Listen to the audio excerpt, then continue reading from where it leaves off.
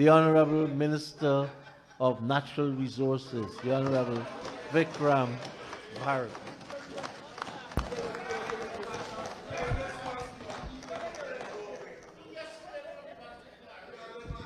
Thank you very much, Mr. Speaker.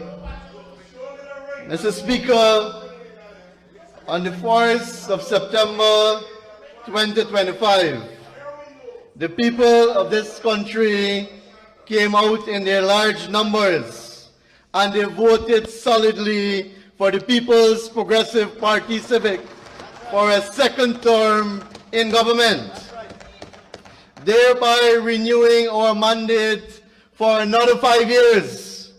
Mr. Speaker, that was based on trust. It was based on a solid track record of development. It was based on deliverables, and most importantly, it was based on a manifesto with commitments. Commitments that Budget 2026 is already geared towards ensuring that we fulfill as a government within the next 5 years in office. Mr. Speaker, and on that note, I wish to commend the senior minister in the office of the President with responsibility for finance, the Director of Budget, and the hard-working team at the Ministry of Finance for putting this 2026 budget together. Mr. Speaker, further, I wish to commend and thank my own team from the Ministry of Natural Resources and its agencies for their support, their hard work, and their commitment to the extractive sectors, especially with regards to transparency and accountability. Mr. Speaker, there is no doubt that our country is moving forward. There is no doubt that Guyana is a hotspot globally for investment. There is no doubt that Guyana is certainly one of the fastest growing economies in the world. And that is not by mistake, Mr. Speaker. It is not because of the passage of time, but it is because of sound visionary leadership from His Excellency Dr. Mohamed Irfaan Ali, the President of our country. Mr. Speaker, it is because of good policies and programs designed to ensure that we put our Guyanese brothers and sisters first and foremost. It is policies and programs that are designed to enrich our people and to continue on the road of prosperity that has started in 2020. Mr. Speaker, and if we look at a few indicators that we see every single day that speaks to the development in our country. And one such indicator, Mr. Speaker, is our housing program, which we are proud of as the People's Progressive Party civic government. And it was mentioned earlier, Mr. Speaker, the People's Progressive Party civic government has delivered over 50,000 house lots in 5 years. That is our track record. And that is why on the 4th of September 2020, the people of this country placed us for another 5 years in government. The 2025 continue our progressive agenda to ensure that we fulfill the commitments in our manifesto. Mr. Speaker, today, our young people, instead of looking for an avenue out of Guyana in search of a better life, rather, they are the Ministry of Housing looking for a house lot so that they can settle and work and develop their own country. Mr. Speaker, another indicator with regards to the development that is taking place in our country. And my dear friend, the Honorable Solomon, will tell you that 5 years ago, it probably took him 1 hour and a half to get from here to Linden. And he will tell you now, to get home, it will probably take him 4 hours, mainly because of the construction work that is ongoing on the East Bank Highway and the Linden Highway, mainly because of the amount of vehicles that is in our country today. All of us complain on a daily basis of the traffic jam. But look at the silver lining in that. The silver lining in that is that the ordinary Guyanese today can own their own motor vehicle. The young people in this country can own their own motor vehicle. That is progress. That is an indication that our country is growing and growing at a rapid pace. Mr. Speaker, imagine it took us almost 18 months in the past to complete one series. That is 9,999 vehicles. Only recently, it took us, Mr. Speaker, 3 months. 3 months to register 9,999 motor vehicles in this country. To Guyanese, to ordinary Guyanese families. Mr. Speaker, that is progress. That is the track record that we speak on. That is the track record that the people of this country has trusted us on. Mr. Speaker, another indicator that points to the development. Another indicator, Mr. Speaker, that points to development in our country. And it is sad that my good friend, the Honorable Natasha, had to come to the National Assembly to report that there is a house in Bushlot, West Coast, Borbies, with 35 adults and 15 children at a time in our country when there is great shortage of labor. There is shortage of labor in almost every single sector in this country. And in Linden, the mining town, where Bosa is investing heavily in the extraction and production of bauxite, they cannot find workers in Linden, Mr. Speaker. You ask any contractor, they cannot find workers. You ask any farmer, they cannot find workers because of the amount of employment that was created in this country over the last 5 years. And Mr. Speaker, I wish to speak on one final indicator towards the development of our country, and that is migration versus immigration. There was a time when Guyanese was running away. They were running away from this country in search of a better life. They were running away from Guyana in search of a better life because they lost hope in the government of the day at that time, because they lost hope in their own country, because they didn't see a good life in their own country. They were running away from this country. Today, our young people are dreaming. Today, our young people see a future in this country. Today, our young people are applying for house lots, gold scholarship, going to the University of Guyana, seeking a job, building a career, and living right here in our country, Mr. Speaker. And I deem that as probably the greatest achievement of the People's Progressive Party Civic in government, the restoration of hope in our people.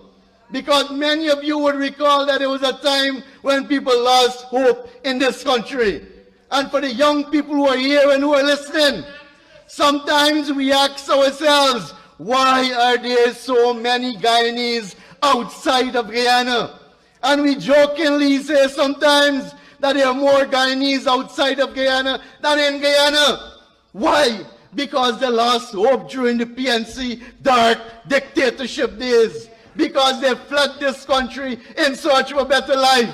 And we, the People's Progressive Party Civic, restore that hope in our young people so that they can dream again and they can stay here and develop this country, our beautiful country.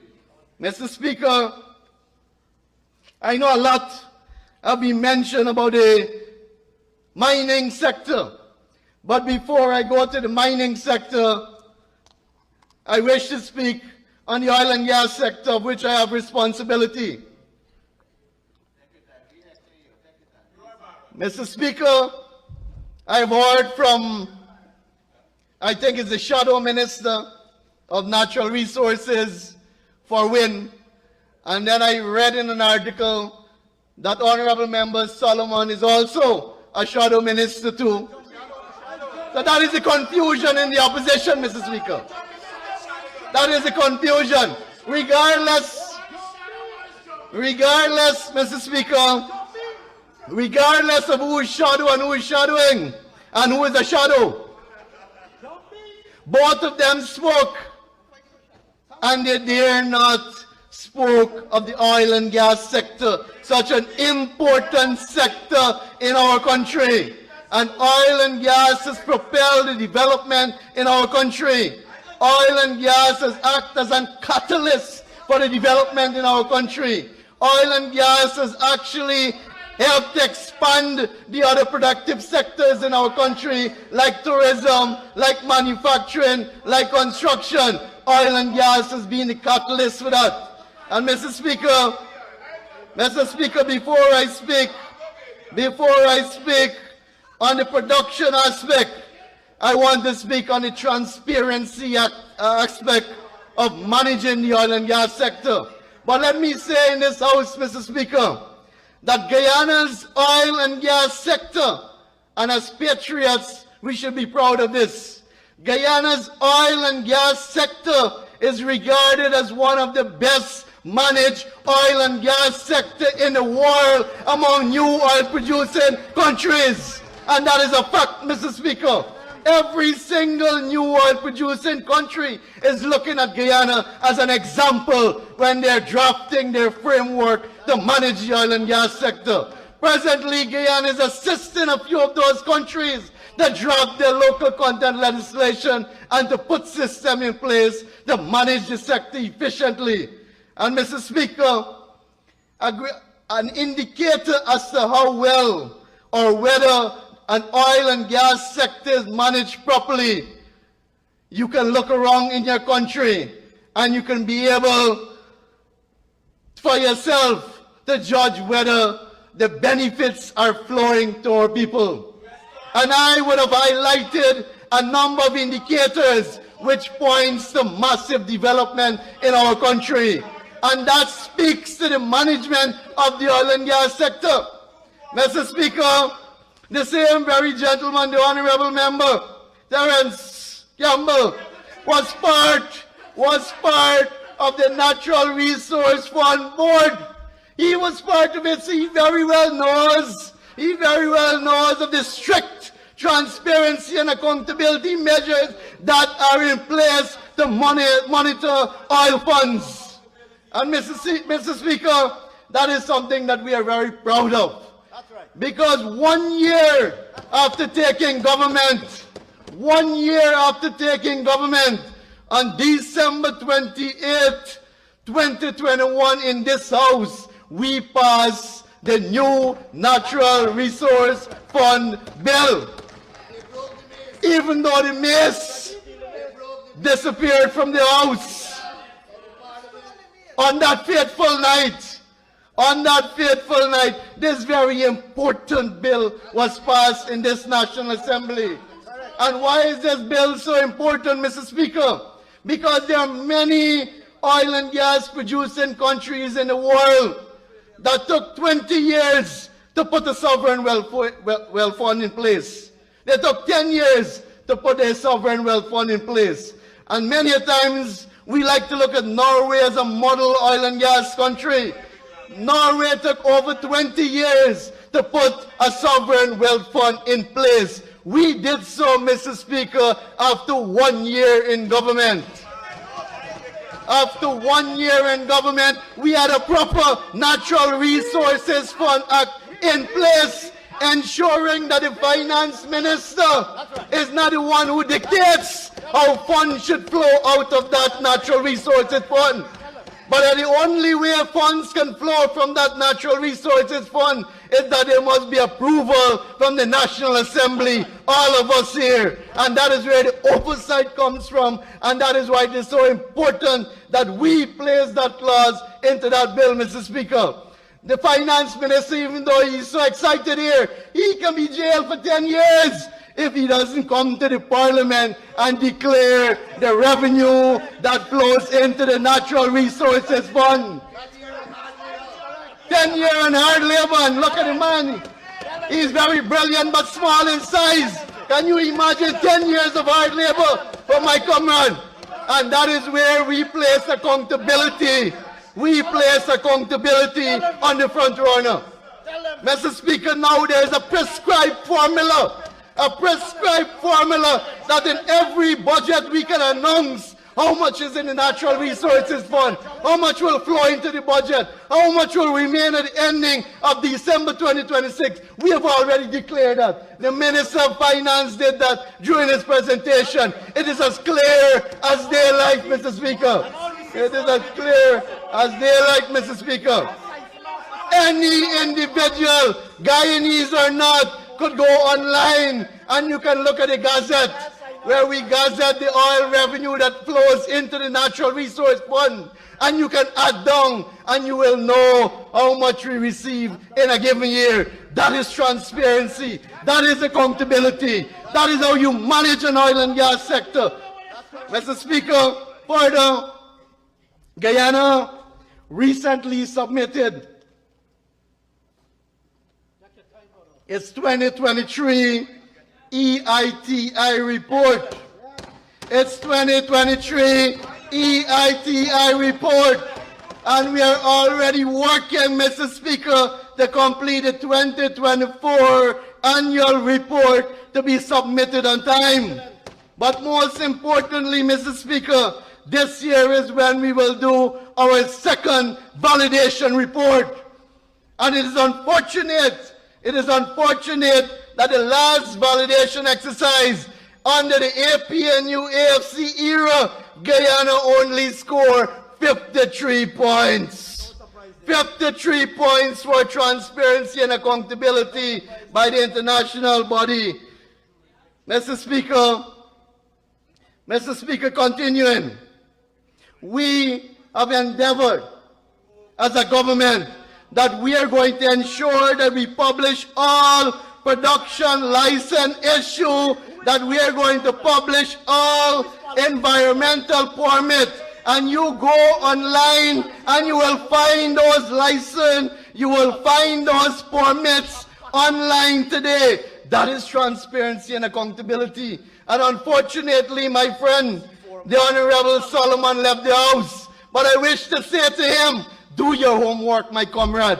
You are in the big league now. You are not a mayor anymore. You are a member of parliament. And to come here and to say that the mining contracts are hidden is false. It's misleading, Mr. Speaker. Because the finance minister can attest that on his website we have placed the contracts that was signed with all large-scale mining company. And it was announced on a press conference by the Honorable Vice President of this country, Dr. Bharrat. Mr. Speaker, moving on transparency. Unfortunately, my friend, one of the shadow ministers of natural resources, the last time we had 3. Now apparently we have 3 again, with Terence throwing his hat in the ring. But Mr. Speaker, unfortunately, the gentleman was battling in his head. He had a battle in his head.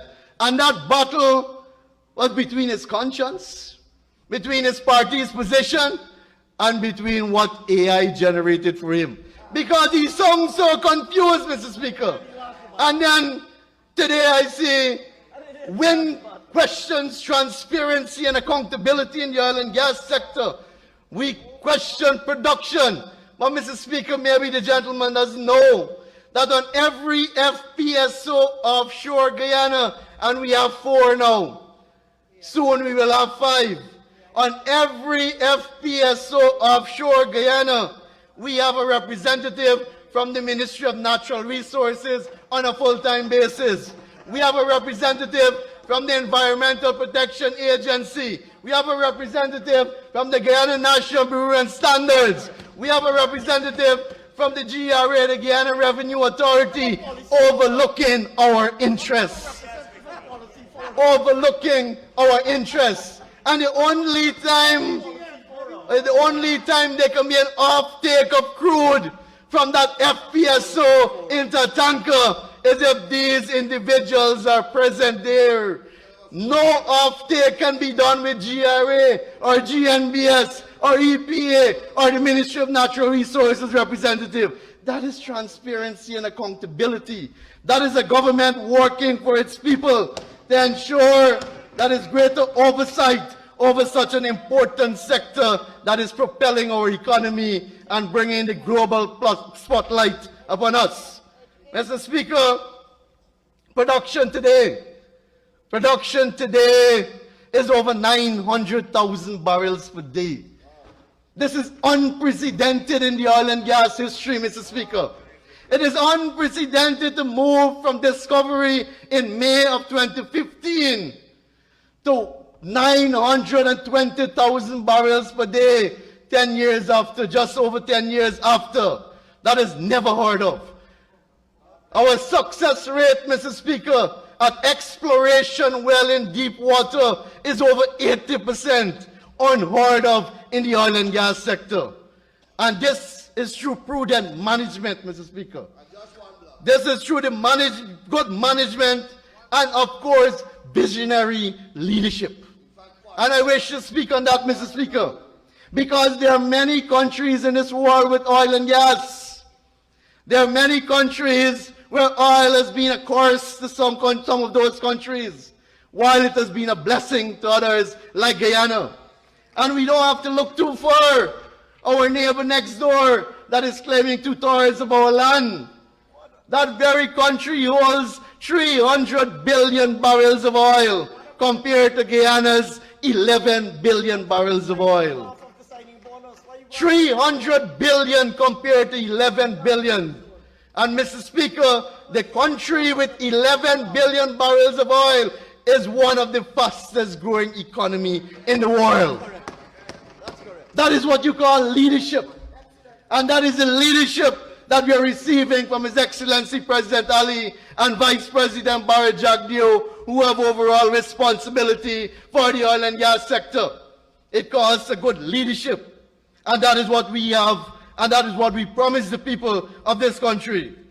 Mr. Speaker, only recently we signed two new agreements with oil companies around the world.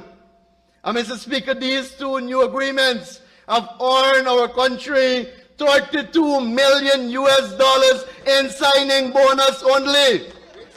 $32 million, which for only 2 blocks, and which has already been deposited into the Natural Resources Fund. Mr. Speaker, I'm sure the country can remember.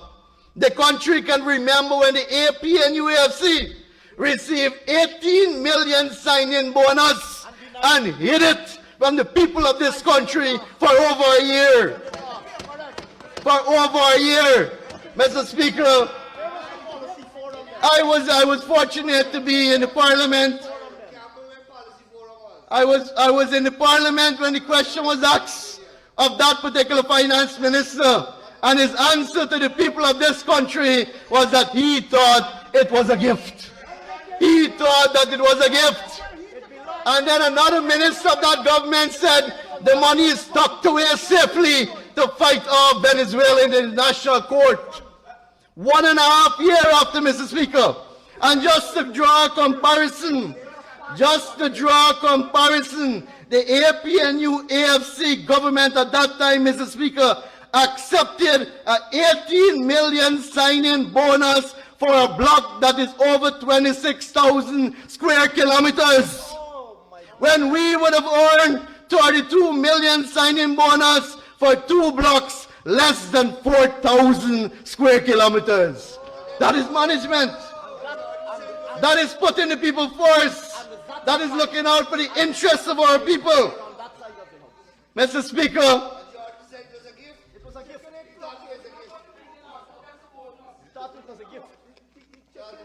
Mr. Speaker, while we have been managing production and exploration, and we will continue to encourage exploration in a safe, environmentally friendly way, because it brings opportunity to our people. And we have seen that through the establishment of the Local Content Secretariat in January of 2022, after the passage of the bill here in December of 2021. We have seen the almost flawless of the implementation of the local content legislation in this country, where today we have over 1,200 Guyanese businesses registered with the local content secretariat and are providing goods and services to the oil companies in this country. Without that legislation, Mr. Speaker, we as Guyanese would have been bystanders. We would have been spectators in our own country. And when we were doing consultation for that bill, Mr. Speaker, many of the critics said that legislation would kill the oil and gas sector. And we said we are going to forge ahead because Guyanese must benefit from the oil and gas sector. And we are seeing the results today. Over $2 billion over $2 billion already brought into our economy because of that simple piece of legislation that we enacted. And the WTO. I can remember those arguments. I can remember those arguments by the opposition on that fateful night of the 28th of December 2021. Faithful because we almost lost this miss. We almost lost the miss on that night. Mr. Speaker, while we have been ensuring that we monitor the sector, we have also been building out the legislative framework to manage the sector in an efficient and environmentally friendly way. With the passage of the Petroleum Activities Act, a modern piece of legislation to manage an oil and gas sector, replacing a 1986 Exploration and Production Act. Mr. Speaker, only recently in this assembly, we would have passed the oil spill prevention bill, which is very critical for every single oil producing country in the world if you're serious about your environment. Because with our policies and programs, especially in the natural resources sector, while we encourage exploration and production, we are also mindful that the environment must be protected. That every single possible ways in which we can use to protect our environment, that we do so. That there is low impact mining, that in the oil and gas sector, we have a capping stack in place in Guyana. One of the very few capping stack in the world, and we have it in our country here in Guyana. So if in the event, God forbid, there's a blowout, we can deploy that rather than to wait for one from Texas or elsewhere. We have it in Guyana, Mr. Speaker. We ensure that we have an oil spill bill in place where it shows clear liabilities with regards to cleanup and compensation and restoration of marine environment. That is all spelled out, Mr. Speaker. Mr. Speaker, I wish now to turn my attention to the mining sector. And we have heard a lot about the mining sector, particularly the gold sector. And Mr. Speaker, I've been in this National Assembly since October 2016. And I've never heard so much emphasis and so much excitement over the gold sector like 2026. And I wonder why there is so much excitement of the gold sector. I wonder why there is so much excitement and comments over the gold sector today. Maybe it is because the honorable opposition leader is Azudin Mohammed, and we know the history to that. Maybe it's because the gold price is high, or probably it is because of the prudent management of the sector, that today people see that there are real opportunities in the gold sector, and a number of people are now going back into the sector, or they're gravitating towards the gold sector, but because there is great opportunity for Guyanese miners, especially in the gold sector. Mr. Speaker, since we took office in 2020 to date, over 1,000 small Guyanese miners have benefited from the access to land and the accessibility to the land through the expenditure of over $10 billion Guyana dollars on hinterland infrastructure to ensure that our roadways are safe. And Mr. Speaker, again, I say to my honorable friend Solomon, you really need to do your homework. This is the big league. This is the National Assembly. This is not the Town Council in Linden. You don't come here and then boast about production figures increasing massively in 2016 and 2017. It is as a result of the work done by the People's Progressive Party civic government between 2010 to 2015. It is because in those years, the two large-scale companies that were doing exploration on our government, that were building the mine on our government, it was in 2016 that they started production. So what you did is just to reap the fruits of our labor. And you're boasting today that it happened under the AP and UEFC. Yes, but the foundation was laid, because if you understand how the mining sector works, especially the large-scale mining sector, you would realize that it takes years to build a large-scale mine. And the Guyana Gold Fields, Aurora Gold Mine, and Troy Resources started to produce in 2016 and continue production all the way up to COVID, when Troy Resources closed and production went down because of the impact of COVID on most of the operations in the hinterland. Today, Mr. Speaker, we have seen a resurrection of the gold mining sector. We have seen a transformation of the gold mining sector. And it is sad and unfortunate that the Honorable Mr. Lewis will come to the Parliament and speak about enforcement compliance. What is wrong with enforcement and compliance? It is sad when we have opposition in this country, Mr. Speaker, that will come to the National Assembly and condemn compliance and enforcement, that encourage illegality just to gain cheap political points. That is a sad day for Guyana, Mr. Speaker. It's a sad day for Guyana, where we'll have opposition members coming here and bashing the enforcement and compliance by the Guyana Geology and Mines Commission. And he's so confused, Mr. Speaker, because in one breath, he's bashing the compliance and enforcement, and in another breath, he's saying we need border controls, stronger border controls, because we don't want the gold to be diverted. I think that was his word he used, because he was staying away from, the S word. He didn't want to use the S word. And I won't use, Mr. Speaker, because I know smuggling is unparliamentary. So he was using the word diverted. They're diverting the gold across the border. Let me divert your attention to an extension. Mr. Speaker, the honourable member, I ask that he be given 5 more minutes to conclude his presentation. Thank you, honourable member. You may proceed to conclude. Thank you, Mr. Speaker. Thank you, Madam Chief Whip. Mr. Speaker, let me move on quickly. Let me move on quick. It's not here. Let me move on, Mr. Speaker, to bauxite. It was mentioned again. It was mentioned again by the honourable member that we have to ensure that we look out for our people. We always look out for our people, Mr. Speaker. That is why we kept the bauxite mine in Linden going. That is why we kept it open, so that it can create economic opportunities in the mining town of Linden and create jobs for the people there. And your government chased away Russell and 500 persons.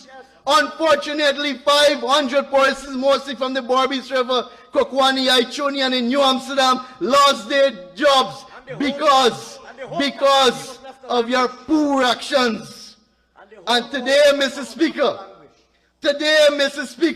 we have entered into an agreement with that company to come back into the Barbies River area and to restart that operation, thereby creating jobs for people in the Barbies River area. Mr. Speaker, if I may quickly move to the forestry sector. Mr. Speaker, the forestry sector, as we know it in 2020, was bankrupt. Production was at all-time low at 345,000 cubic annually.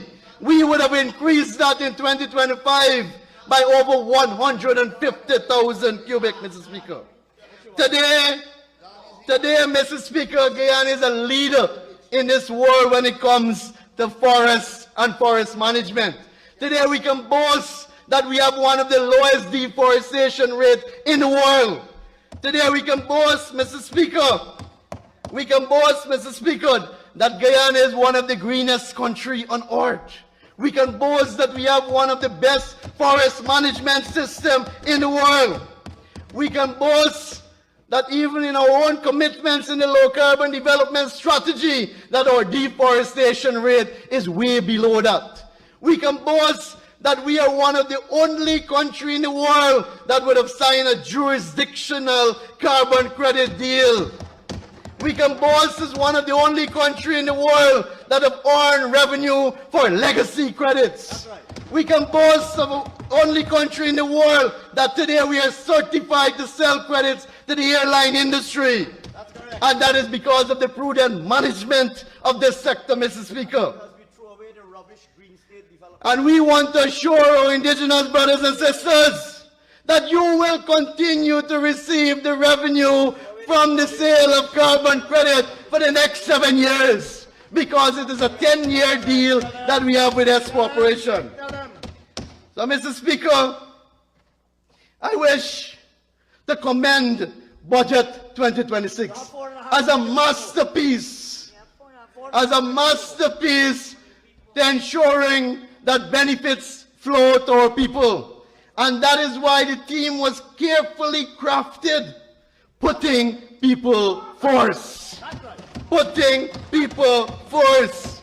And if we build a highway like the London Highway, it is benefiting people. If we continue the Heroes Highway, it is benefiting people. So you may want to criticize the budget as an infrastructure budget and to parrot sentiments from the past, but it benefits people. When we give 100,000 cash grant, Mr. Speaker, that is putting people first. When we pay our children's school fees, CXC fees, that is putting people first. When we give our children the Because We Care cash grant of $85,000, that is putting people first. When we remove the toll from the Borbees River Bridge and the Whisper River Bridge and the Bharrat River Bridge, that is putting people first. When we created employment across all the sectors, that is putting people first. When we distributed over 50,000 house lots, that is putting people first. When we ensure that the University of Guyana is free, that is putting people first. When we ensure that every child, every person that applies for a scholarship will get a scholarship, that is putting people first, Mr. Speaker. When we take duty off of ATVs, that is putting people first. When we reduce duty from four-door pickups, that is putting people first. When we remove VAT off of wood products, that is putting people first, Mr. Speaker. That is creating economic opportunities for our people. That is ensuring that our industry are regionally and internationally competitive. That is creating opportunities in the value-added sector, Mr. Speaker. And that is the direction in which we are heading as a country. So, Mr. Speaker, I wish to conclude by saying I truly commend this budget 2026, putting people first for the unanimous passage through this National Assembly. Thank you very much.